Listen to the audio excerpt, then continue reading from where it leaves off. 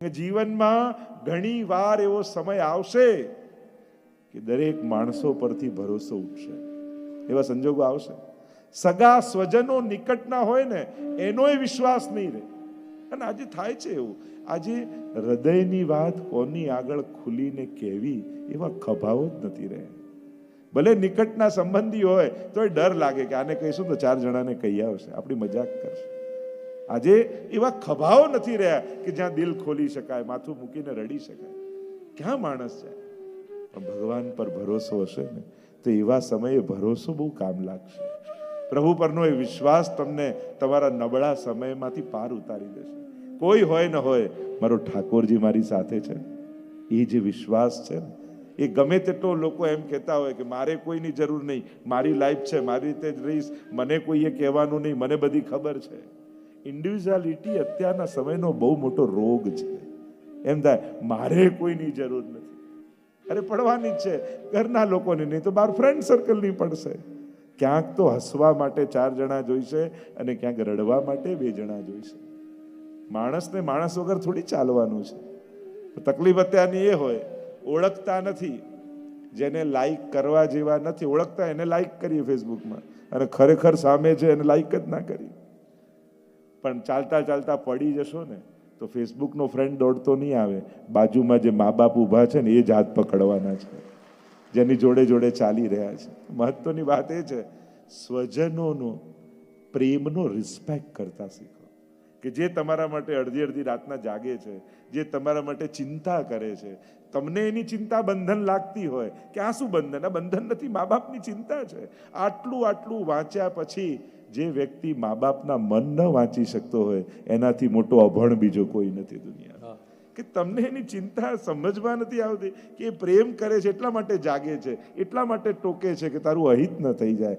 આ લાગણીનું કદર કરતા હું ત્યાં સુધી કહીશ, મળવા કોઈ મહેમાન ઘરે રૂબરૂ આવ્યો હોય ને તો એની સામે અડધો કલાક બીજા જોડે ફોન પર વાત ન કરતા, કારણ કે એની હાજરીને રિસ્પેક્ટ આપજો.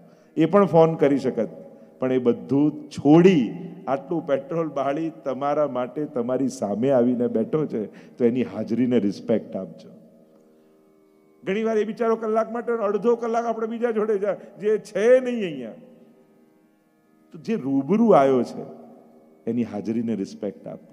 તો જે ચર્ચા આપણે કરી રહ્યા છીએ, મૂળ ચર્ચામાં નામ, રૂપ, લીલા અને ધામ અને શ્રી યમુનાજીના જ્યારે ગુણ ગાવાના, પણ સાથે સાથે જીવન ઉપયોગી કોઈ વાત સ્મૃતિમાં આવશે તો એની પણ ચર્ચા કરીશું. કારણ કે આ બધું છેલ્લે તો એના માટે જ છે ને કે આ જીવન પ્રભુને લાયક બની જાય, ઠાકોરજીને લાયક થઈ જાય. આપણે તો પ્રભુ આગળ હંમેશા 2 હાથ જોડીને એમ જ વિનંતી કર્યું કે પ્રભુ મને આપ બહુ ગમો છો, પણ મને પણ એવો બનાવો ને કે હું પણ આપને એવો જ ગમવા લાગુ. મને જોઈને આપને પણ હરખ થાય જો મારો વૈષ્ણવ આવે.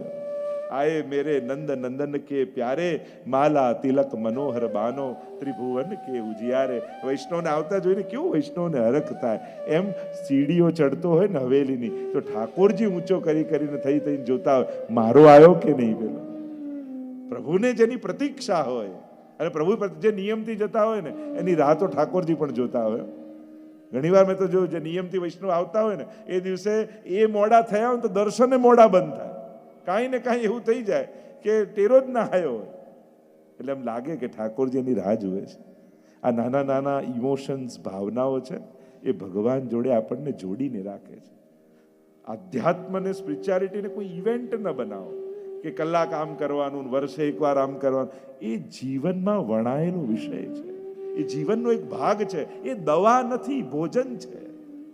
દવા બીમારી હોય ત્યારે ખાઈએ, બીમારી જાય ત્યારે મૂકી દઈએ, પણ ભોજન વગર તો જીવાય જ નહીં.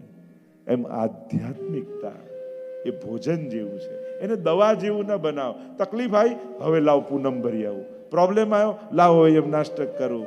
એને આવી દવાની જેમ ના વાપરો, એને જીવનનો એક ભાગ બનાવી લો કે આ જીવનનો એક હિસ્સો છે, આના વગર મારું જીવન અધૂરું છે. તો શ્રી યમુનાજીના જે ગુણગાન કરવાના છે, સૌથી પહેલા યમુનાજીના સ્વરૂપની થોડીક ચર્ચા કરીએ. 41માં તો પ્રવેશવું, આ 41 પદનો સાર જ હું તમને કહીશ અને એમાં જે વણાયેલું છે બધું. તો આ બધી ચર્ચાઓ આપણે કરીશું, નામ દ્વારા, રૂપ, લીલા અને ધામ. અને આ ચારેને જો 10 રીતે નવધા ભક્તિ ને 10મી પ્રેમ લક્ષણા ભક્તિ, તો એ રીતે પણ 40 પદ થાય અને ધર્મી રૂપ 41મું પદ. જે આ શબ્દોને સમજતા હશે ને ખ્યાલ આવી જશે કે નવધા ભક્તિ અને 10મી પ્રેમ લક્ષણા ભક્તિ 10 પદ દ્વારા. જો આ વસંતના દિવસોમાં 40 દિવસ હોય ને, વસંત પંચમીથી, આ કેમ શેના માટે હોય? 4 યુથ છે ગોપીજનોના. Youth means group. અને એ ચારેય યુથોને 10 પ્રકારની ભક્તિ ઠાકોરજી સિદ્ધ કરાવે. નવધા ભક્તિ, 10મી પ્રેમ લક્ષણા ભક્તિ, તો એને થયા 40 દિવસ. એટલે કે વ્રજના સમસ્ત ચારેય યુથ, ચારેય ગ્રુપને ગોપીજનોના, મુખ્ય 4 યુથ છે વ્રજ ભક્તોમાં. ગોપીઓ કોઈ એક જ યુથમાં નથી. તામસ, રાજસ, સાત્વિક, નિર્ગુણ, સ્વામીજીનું, નિત્ય સિદ્ધા, ચંદ્રાવલીજીનું, લલિતાજીનું, યમુનાજીનું, એમ ચારેય યુથ છે. અને ચારેય યુથોને 10 પ્રકારની ભક્તિ આ ખેલના દિવસોમાં ઠાકોરજી અનુભવ કરાવે છે. તો એ પ્રકારે 40 દિવસ ખેલના થાય. એટલે આપણે ત્યાં 4 ખેલ હોય ને, ડોલમાં 4 ખેલ, રથયાત્રામાં 4 ખેલ, 4 વાર દર્શન ખુલે, 4 વાર ભોગ આવે. એ શેના માટે? કારણ કે 4 યુથ છે ગોપીજનોના, અને દરેક યુથને એક વખત ભોગ ધરવાનો લાભ મળે છે. એટલે 4 ખેલ આપણે ત્યાં હોય છે. તો આના પાછળ બધી ભાવનાઓ છે. આ આખા વર્ષોત્સવનો જે સેવા ક્રમ છે એ કોઈ વિધિ વિધાન નથી. એ વ્રજમાં ઠાકોરજી આખા વર્ષ દરમિયાન જે રીતે રહેતા અને વ્રજભક્તો જે રીતે લાલ લડાવતા, ઋતુ પ્રમાણે જે રીતે મનોરથ કરતા, બસ એ જ પ્રભુનો આખો આ વર્ષનો ક્રમ છે. સવારથી સાંજ સુધી ઠાકોરજી વ્રજમાં જે રીતે રહેતા એ જ આપણો અષ્ટયામનો ક્રમ છે. જાગે એટલે મંગળા, શિંગાર ધરે, રાજભોગ આરોગે, પોડી જાય, પાછા ઉત્થાપન, જાગે, પાછા ગાયોને ચરાવવા જાય, પાછા ગોકુલ આવે, પોડે. તો ઠાકોરજીનું ડેલી રૂટીન છે. સવારથી સાંજ સુધીની ક્રિયા છે, જેનો ભાવ કરતા કરતા કરતા કરતા ઠાકોરજી એક દિવસ કૃપા કરે અને આપણને પણ વ્રજભક્તોની જેમ પોતાના આનંદનું દાન કરે. એ રીતે એ ભાવથી આપણે અષ્ટયામનો આ ક્રમ કરીએ છીએ. જેથી વ્રજભક્તોને જે આનંદ પ્રાપ્ત થયો એ આનંદની અનુભૂતિ આપણને થાય, એટલે આપણો આ અષ્ટયામનો ભાવ છે. તો આ આખી રીતે આપણો જે ક્રમ છે. તો શ્રી યમુનાજીના મહિમાની જો ચર્ચા આપણે કરીએ તો સૌથી પહેલા મહાપ્રભુજી યમુનાષ્ટકથી પ્રારંભ કરે છે અને એમાં યમુનાજીના સ્વરૂપનો આપણને પરિચય કરાવે છે. થોડોક યમુનાજીના સ્વરૂપની ચર્ચા કરીએ એટલે ખ્યાલ આવી જાય તો તમે વધારે આત્મસાત આ એક પદને કરી શકશો. નમામિ યમુના સકલ તુમ મુરારી પદ પંકજ સ્ફુરદ મંદરેણુતરા તટસ્થ નવ કાનન પ્રકટ મોદ પુષ્પાંબુના સુરાસુર સુપૂજિત સ્મરપિતુ શ્રિયમ વિપ્રત. નવશ્લોકમાં યમુનાષ્ટક છે, 9મા શ્લોકમાં ફલશ્રુતિ છે કે આ યમુનાષ્ટક કરવાનું ફલ શું. અને ષોડશગંધમાં પહેલું, અને પ્રાય મેં જોયું છે બીજા કોઈ પાઠ, સ્તોત્ર, કીર્તન કોઈ ન કરતું હોય પણ યમુનાષ્ટક જરૂર કરતા હોય. લગભગ બધા, લગભગ મા બાપ બાળકોને પણ કહેતા હોય કઈ નહીં તો એક યમુનાષ્ટક કર, એક શ્લોક કર. આ એક આપણે ત્યાંનો એક પરંપરા, એક વિધાન, એક પ્રક્રિયા છે કે નિત્ય એક યમુનાષ્ટકનો પાઠ અચૂક કરવો. કારણ કે યમુનાજી ભક્તિના દાત્રી છે અને ભાગ્ય સૌભાગ્યના પણ દાત્રી છે. એટલે તમારું લૌકિક અને અલૌકિક બંનેને સિદ્ધ કરનારા શ્રી યમુનાજી છે. જેના મનમાં જે મનોરથ હોય તાહી કો તોય ફલ દે, એને એ ફળ આપે. તો લૌકિકની કામના તો લૌકિક ફળ, અલૌકિકની કામના તો અલૌકિક ફળ. તેવા શ્રી યમુનાજી નમામિ શબ્દથી પ્રારંભ કર્યો છે. યમુના શ્રી ગુસાઈજી પણ યમુનાષ્ટપદીમાં નમો દેવી યમને નમો દે, નમનથી પ્રારંભ કર્યો. નમનથી અધિક કરી પણ શું શકીએ આપણે?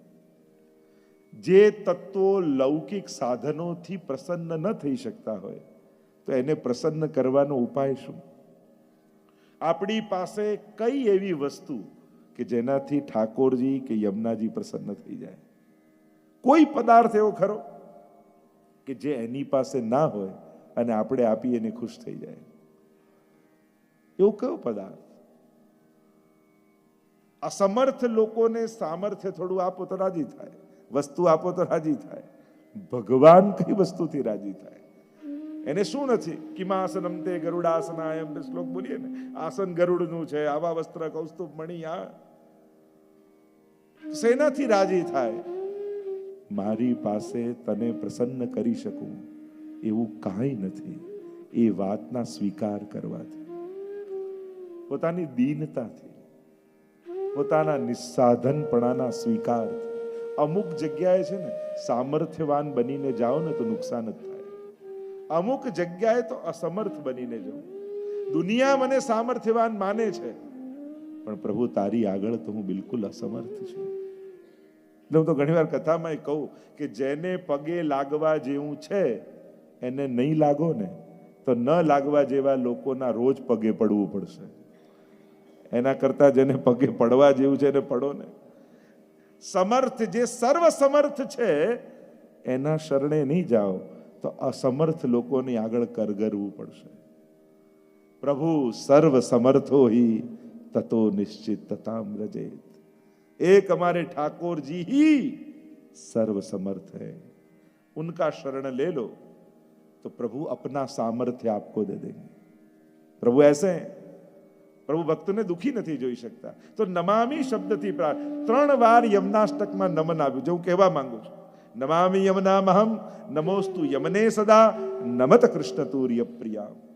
3 વાર નમન શબ્દ આવ્યો છે, કારણ કે યમનાજી 3 સ્વરૂપે છે. સ્વરૂપની જે આપણે ચર્ચા, રૂપ તો આપણે જોઈએ છે કે મુકુટ કાછીનો શ્રૃંગાર છે, હાથમાં કમળની માળા છે, ડાબા હાથમાં 3 કમળ છે અને યમુનાજી જઈ રહ્યા છે. આ રૂપ જોઈએ છે, પણ 3 સ્વરૂપ યમુનાજીના છે. કારણ કે સ્વરૂપ, આકાર અને સ્વરૂપ, આ બંનેનો ભેદ સમજવો જરૂરી છે. આ ભક્તિમાં આ 2 ભેદ સમજી લો, આકાર અને સ્વરૂપ. ગિરિરાજજી પર્વત આકારે છે, પણ સ્વરૂપ તો હરિદાસ સ્વર્યનું છે. યમુનાજી નદી આકારે છે, પણ એનું સ્વરૂપ તો નમત કૃષ્ણ તુર્ય પ્રિયામ, ઠાકોરજીના ચતુર્થ પ્રિયા છે. આકારનો આધાર લઈ અને સ્વરૂપનો અનુભવ કરવો એ જ અધ્યાત્મ છે. કારણ કે આપણને આધાર કોનો જોઈએ? જે આ 5 ઇન્દ્રિયો દ્વારા અનુભવ થઈ જાય. શબ્દ, સ્પર્શ, રૂપ, રસ, ગંધ, આ 5 દ્વારા જ આપણને કોઈ અનુભવ થાય ને કોઈ વસ્તુનો. અને એટલા માટે અનુભૂતિ થાય એના માટે શબ્દ, સ્પર્શ, રૂપ, રસ, ગંધ એનો આધાર લઈએ છીએ. અને આકાર, આ 5 દ્વારા અનુભૂત થાય છે. અંધારામાં આપણને દેખાતું કેમ નથી? કારણ કે આકાર નથી દેખાતો. આકાર નથી દેખાતો એટલે કાંઈ નથી દેખાતું અંધારાને કારણે. આકાર દેખાય તો આંખને દેખાય. એટલા માટે આકારથી સ્વરૂપ સુધીની યાત્રા એ આપણી આધ્યાત્મિક યાત્રા છે. તો આકાર યમુનાજીનો નદી જેવો છે, સ્વરૂપ તો ચતુર્થ પ્રિયા સ્વરૂપ છે યમુનાજી. તો આપણે આ કરવાનું છે. કારણ કે જ્યાં સ્વરૂપને જોવાનું છે, જેમ એક રામ અને રાવણની મૂર્તિ હોય, બંને માટીની સરસ મૂર્તિ છે, તો તમે કઈ લો? રાવણની જ ને? નહીં, રામ. હવે 1 કિલોની સોનાની રાવણની મૂર્તિ છે અને આટલી નાનકડી માટીની રામની મૂર્તિ છે.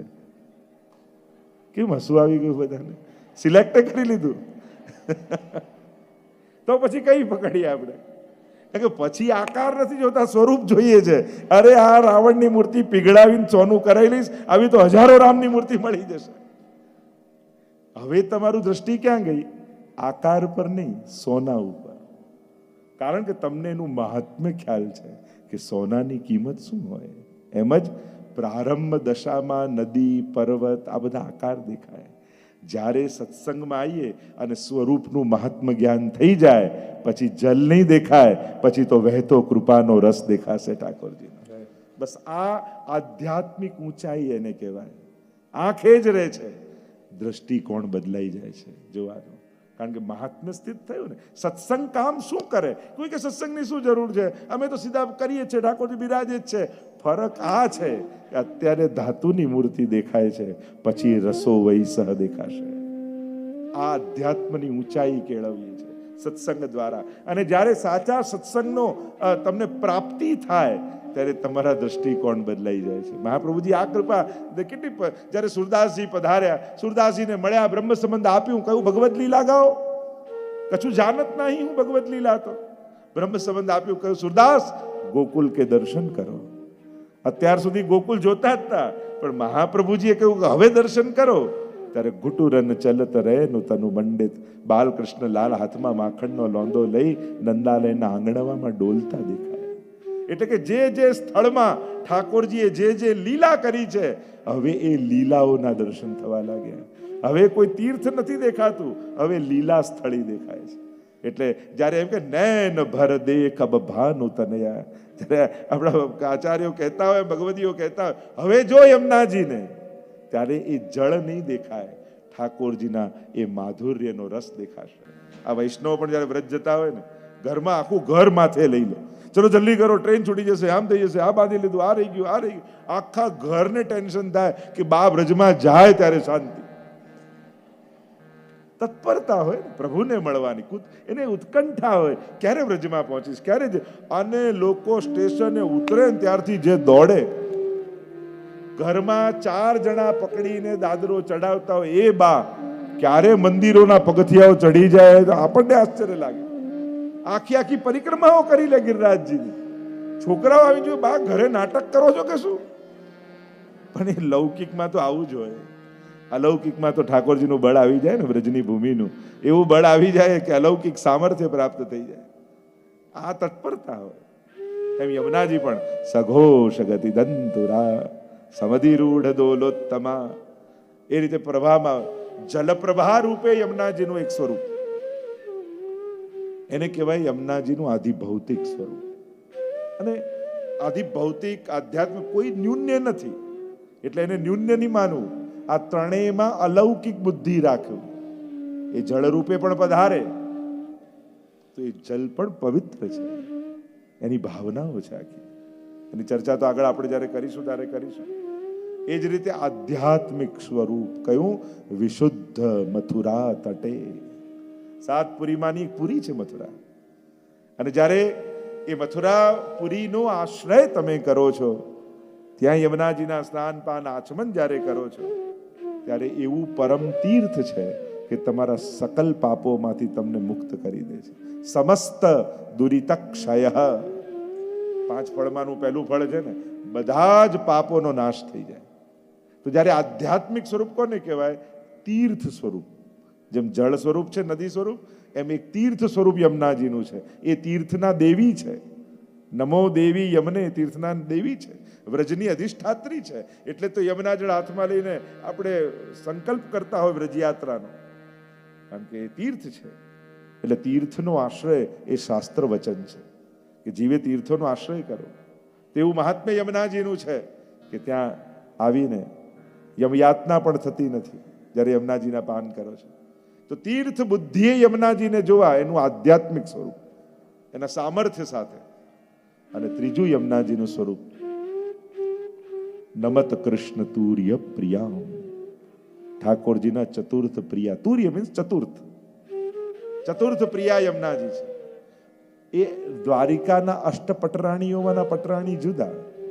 આ તો વ્રજભક્તોના 4 યુથ છે, એમાંથી ચોથા યુથના અધિપતિ, ટીમ લીડર કહીએ ને, યુથાધિપતિ, એ શ્રી યમુનાજી છે. કે જે ગોપીઓએ કાત્યાયની વ્રત કર્યું, એ કુમારિકા ગોપીજનો, એના અધિષ્ઠાત્રી શ્રી યમુનાજી સખી રૂપે બ્રજમાં છે. અને જે સખી સ્વરૂપ જેનું ચિત્ર તમે જુઓ છો, એ યમુનાજીનું સ્વરૂપ એ આધિદૈવિક સ્વરૂપ કહેવાય. એટલે એ સ્વરૂપ પરમ ભાવ રાખી સખી રૂપે આ ભૂતલ પર પડેલા દૈવી જીવોને ફરી લીલામાં પ્રાપ્તિ કરાવવા માટે એ સ્વરૂપે યમુનાજી ભૂતલ પર આવ્યા છે. આ સ્વરૂપના અનેક ભાવ આપણે ત્યાં બતાવ્યા છે. એમ જુઓ તો યમુનાજી આ મુકુટ કાચની કેમ ધારણ કર્યા? આખો એનો પ્રસંગ, અનેક પ્રસંગ કહેવામાં આવે. મુકુટ કોને કહેવાય? જે મસ્તક પર ધર્યું છે ને, એને મુકુટ કહેવાય. કાચની કોને કહેવાય? શ્રી યમુનાજીએ જે શરીરમાં પહેર્યું છે ને વસ્ત્ર, એ કાચની કહેવાય. એટલે કે જ્યારે મહારાસ થાય ત્યારે ઠાકોરજીનો આ શણગાર હોય છે. તમે શરદ પૂર્ણિમા આદિમાં દર્શન કરજો. મહારાજ સમયે ઠાકોરજી મુકુટ અને કાચની ધારણ કરે. આ મુકુટ કાચની મહારાજનો શણગાર છે. અને એ શણગાર પહેરી શ્રી યમુનાજીના સ્વરૂપનું દર્શન આપણે કરીએ છીએ. તો અનેકવિધ ભાવનાઓ આ સ્વરૂપની. એક ભાવ પ્રસિદ્ધ છે કે એકવાર ઠાકોરજી અને સ્વામીજી માન ધરવાની લીલા કરી રહ્યા. માન ધરવું એટલે રિસાવવું. રોજ આપણે ત્યાં જો શયન ત્યારે માનના પદ ગવાય, એટલે કે એકબીજાને રીસાય, પછી મનાવે અને પછી રાસમાં લઈ જાય, પછી રાસ થાય. તો આ રોજની લીલા છે. આજે નિત્ય લીલામાં નિકુંજમાં ઠાકોરજીને સ્વામીજીએ કહ્યું આપણે માન ધરવાની લીલા કરીએ. અને માન ધરવાની લીલા કરતા ઠાકોરજી એ સ્વામીજીને પહેલા કહ્યું કે આપ પહેલા રીસાવ, અને એમને ખીજવ્યા, રીસાયા. પણ ઠાકોરજી તો પરમ ચતુર છે, તુરંત કાંઈ ને કાંઈ એવા રૂપ ધારણ કરે, એવા ખેલ લીલા કરે કે સ્વામીજી હસી પડે, એનો માન દૂર થઈ જાય. હવે વારો આવ્યો ઠાકોરજીનો, અને પ્રભુએ વિચાર કર્યો આજે તો એવું ગાઢ માન ધારણ કરવું છે કે સ્વામીજીથી માનવું જ નથી. અને એવા રીસાયા, પીઠ દઈને બિરાજી ગયા. સ્વામીજી પ્રયાસ કરીને થાક્યા, કેમે કરીને ઠાકોરજી રીઝતા જ નથી, હસતા જ નથી, જોતા જ નથી. અને સ્વામીજી થાક્યા તો થયું લાવ ચંદ્રાવલીજીને કહું આ પ્રયાસ કરો. એમણે કર્યું તોય ન થયું, લલિતાજીને બોલાવે આ પ્રયાસ કરો, એમનાથી ન રીઝ્યા. ત્યારે બધાએ ભેગા મળીને કહ્યું હવે યમુનાજીને બોલાવો. માનશે તો એમનાથી માનશે, બાકી હવે પ્રભુ કોઈનાથી રીઝે એમ નથી. અને પ્રભુનું માન દૂર ન થાય તો રાસલીલા ન થાય, અને રાસલીલા ન થાય તો આખી રાત વ્યતીત થવા આવી જાય, અને જો રાત વ્યતીત થઈ જાય તો મહારાસ રહી જાય. અને બધાએ મળી અને યમુનાજી પાસે આવીને વિનંતી કરી કે પ્રભુએ માન એવું ગાઢ ધારણ કર્યું છે કે એમે કરીને માન દૂર થતું નથી.